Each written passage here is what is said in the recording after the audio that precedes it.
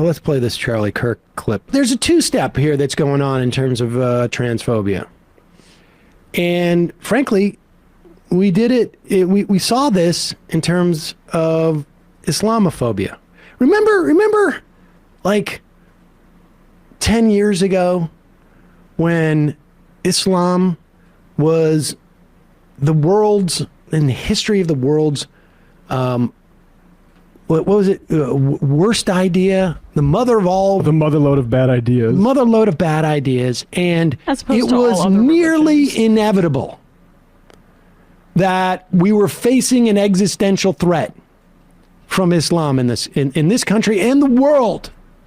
All of Western society was facing an inevitable threat, an existential threat from Islam. Now there was a two-step, right?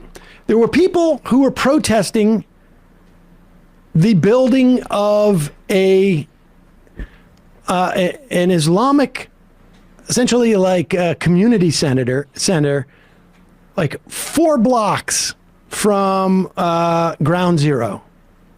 There was the virulent, uncut Islamophobia, and then there was the sort of like, I'm a reasonable, sort of liberal lefty. You're a podcaster and you are a scholar, and when you talk about Islamophobia in this way, it sounds a lot more reasonable. And it's the whole.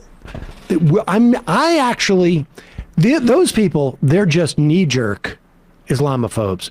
But I am the more nuanced take where I'm actually analyzing it and doing logic to show that they are. And I'm that's a scholar, and I have analyzed the text of all of the holy books, and this is the most violent inherently. And the way that this works is that nuanced lefty take, who's not afraid to actually address this real question.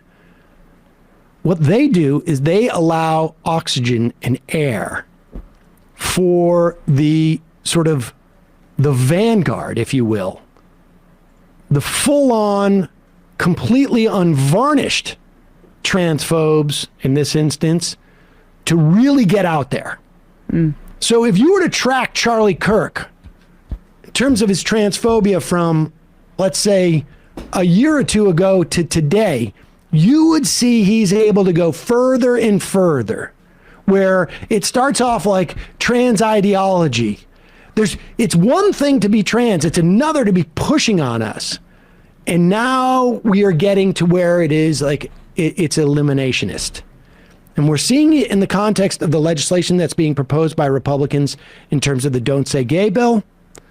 And what happens is, as these bigots move on one direction, it gets backfilled by all the reasonable leftists who are just like, well, the real issue is we need to protect the kids and we need to have an honest debate about this. And in fact, it's not an honest debate. The Sam Harrises of transphobia. Exactly. And just to give a slight bit of context here, how they start, Charlie is reacting to this trans TikToker, Dylan Mulvaney, who met with Biden at the White House, and a caller or a viewer responds to him by saying, oh, maybe this was an October surprise, that Biden meeting with this trans TikToker is going to almost lose him the midterms. And just a question, did any of us know that Dylan Mulvaney, did any of us know who Dylan Mulvaney was, or him being at the White House? Because that's why I'm leaving the left. I heard about this. This is all a manufactured, like the idea that somehow something's changed with trans ideology. They're taking over. And in fact, you look at every one of the 60 pieces of legislation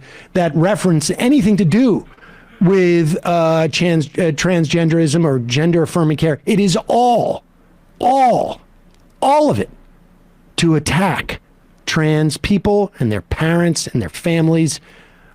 Here's Charlie Kirk. One of our team members said, so this is the Democrats' October surprise. Hilarious. The October surprise is having the tranny go to the White House.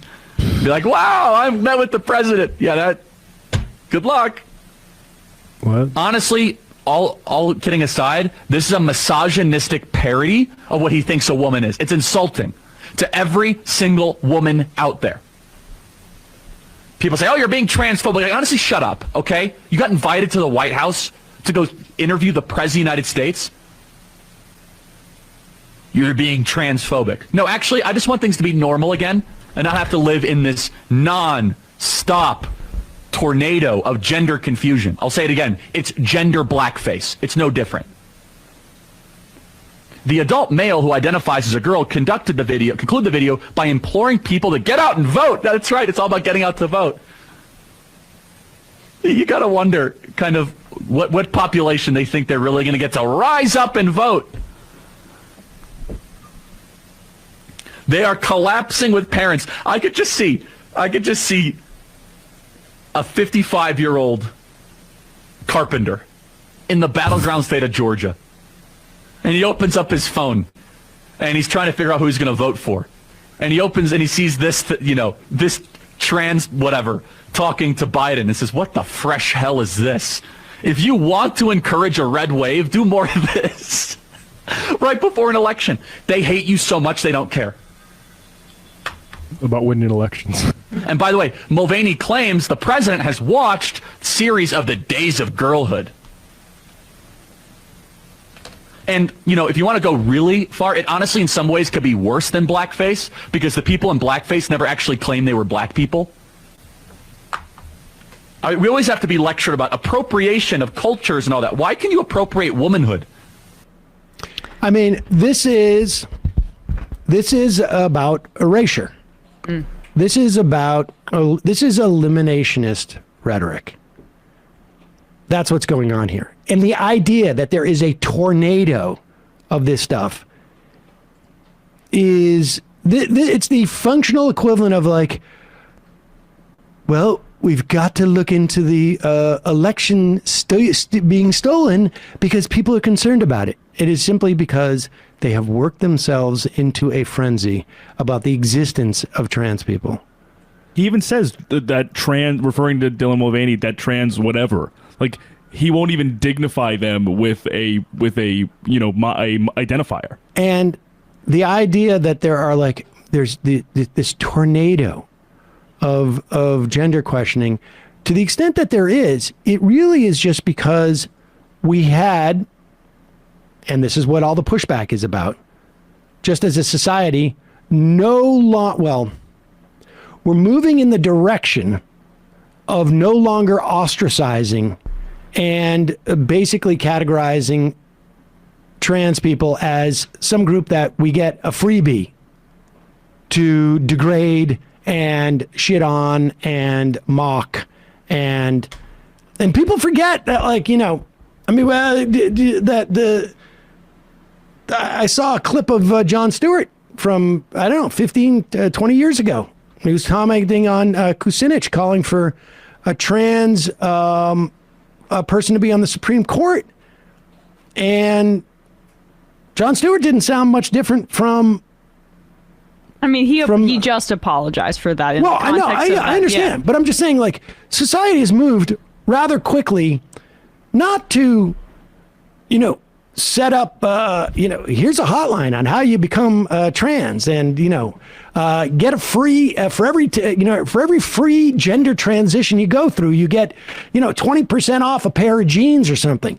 No, it was just that at one point society evolves to where what?